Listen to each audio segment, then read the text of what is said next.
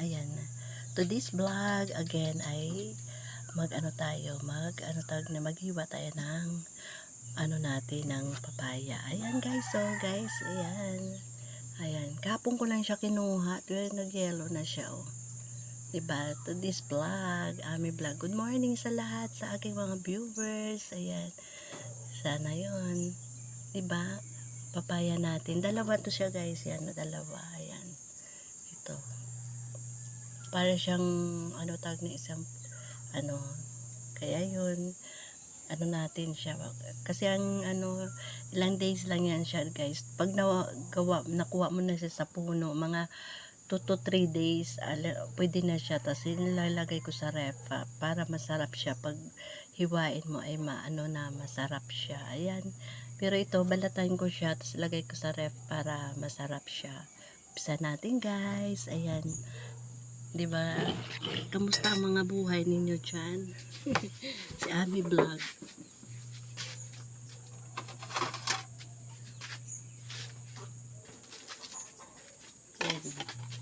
Today's vlog ay siyang shout out sa mga aking mga viewers dyan. Thank you. Ayan siya, yummy. Ayan, babalatan ko para tawag nun, para natin, para pag kumain, kain ka lang, ilagay natin sa diba? Dito sa probinsya guys, kung may mga tapos na kayo sa mga obligasyon ninyo, tapos alam mo, masagana ang buhay talaga sa probinsya. Kasi 'di ba? Simple lang naman, sobrang tipid, kaya kayo diyan mga gaganda ang mga buhay diyan kayo sa Manila. Shout out diyan. Kung may mga lupain kayo dito sa probinsya, na kayo. Kung wala naman, bumili kayo para kayo ay makatanim habang maaga pa. Kasi dito wala mga chemicals, 'di ba? Talagang talaga. Kaya yung mga natin diyan. Kaya tingnan mo yung mga sa Amerika, yung mga masipag, 'di ba? Yun si Lay Cote ba, yung kilala yung vlogger, 'di ba? Wala siya asawa niya apam, pero tapos ang kanyang wala siya sa bahay magawa. Ayan, sige siya tanim ng tanim, 'di ba? Kaya parang para naman na parang Ilonggo man na yan siya, si Lay. Kaya yun. Kaya lagi ko siya pinapanood. Tingnan mo si Inday Roning, 'di ba? Mga yan, mga vlogger na mga sikat, pero tingnan mo naman, simple lang sila. 'Di ba? Mayayaman na nga yan sila, may mga ipon na yan sila sa bangko. Tayo pa na simple lang ang buhay, 'di ba? Kaya yun. Shout out yan sa mga viewers ko. Ayan si Ami Vlog. Alam mo, dito ako guys lagi nagpipesto kasi sa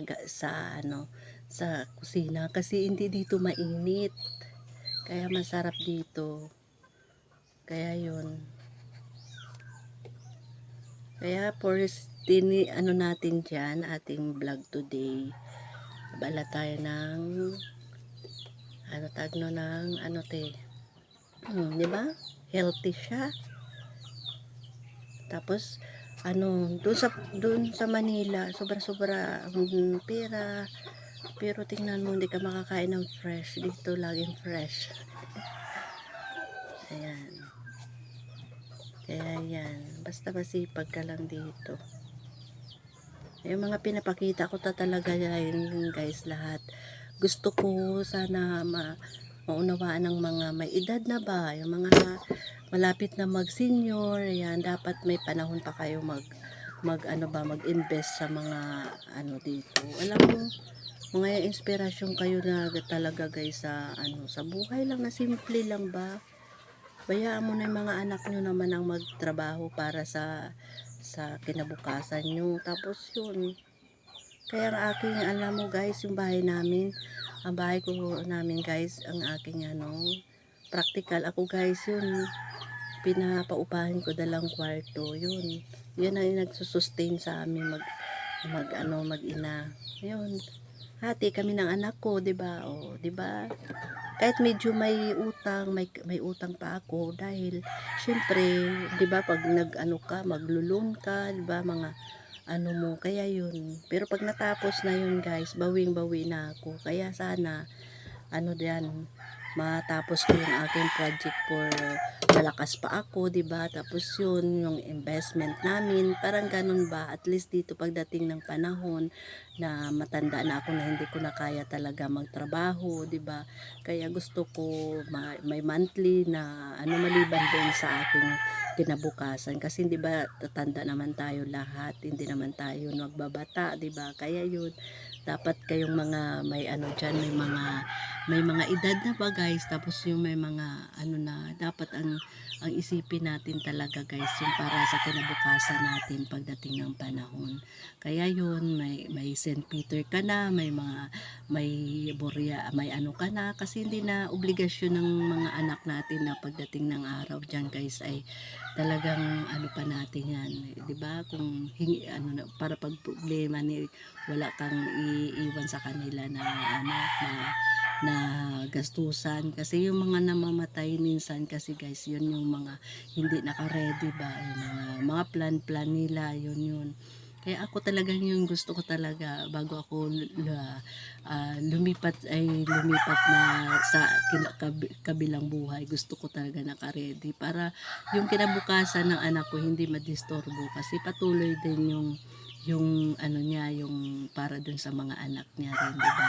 Kaya yun, tinuturuan ko na yun si Jessa, kasi alam ko na darating ang panahon na habang ako ay wala ng lakas, 'di ba, mag-asikaso sa kanya. Kaya yun, lagi kong alam mo, ito pa guys, sinasabi ko sa'yo, may insurance po ako na kinahulugan. Yearly yun siya. Sa bangko yun siya guys. Alam mo, iniwan ko sa kanya yung kasi hindi ba lagi ako nagta-travel, tapos lagi akong kung saan pumunta.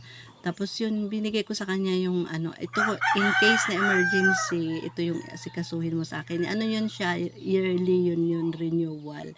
Maganda yun guys, para dun sa inyo. Ano pa pangalan ng BPI, siya. Maganda yan siya guys.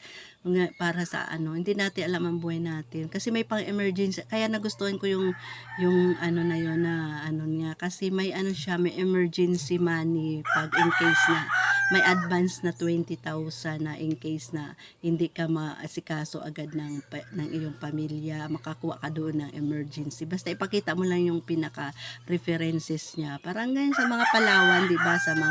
Sa mga Laurel, 'di ba? May mga ganun guys. Yun sa kanya sa bangko inalok ako. Pero malaki-laki lang yun ang yearly noon. Pero hindi bali, at least every year may may deposito ka for insurance mo na yun. Kaya yun yung aking talaga. Kaya yun guys, natutuwa ako sa kanya. Kaya sabi ni Jessa, yan mama? Sabi niya gano'n, ikaw ang aga-aga mo pa kinukuha naman na akong gano'n. Hindi, be, kailangan mo yun kasi iyan ang pagdating ng araw, yun ang emergency mo para in case na kasi parang pinaghandaan ko rin. Siyempre, di lagi akong umaalis, nagta-travel.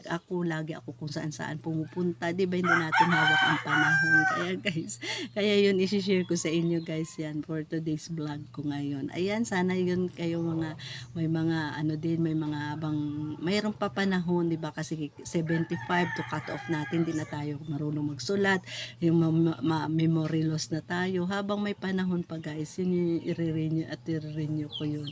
Kaya maganda siya guys. Sa BPI plan siya nakalagay. Kaya yun, ang teller kasi na-encourage sa akin na ganun ma'am, ganito, ganyan, di ba? Kaya yun, pinaghandaan ko yun talaga. Ayun, yearly na siya, inire-renew ko siya.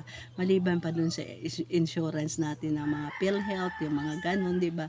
Mga SS, di ba? Kaya yun yung talaga, yun ang maganda sa kanila. Kaya may nag-approve. Ayan guys, see you. Thank you sa pagpapanood at saka sa aking mga vlog. Ayan, sana hindi kayo magsawa sa aking vlog. For today's vlog, ay naghiwa lang si Ami Vlog. Ito na yan guys, di ba? Ayan, dadaling ko na yan sa rep. Tapos yun, para palamigin, para pag kumain kami, mayroon na tayong dessert. Thank you. Love you all. Thank you guys.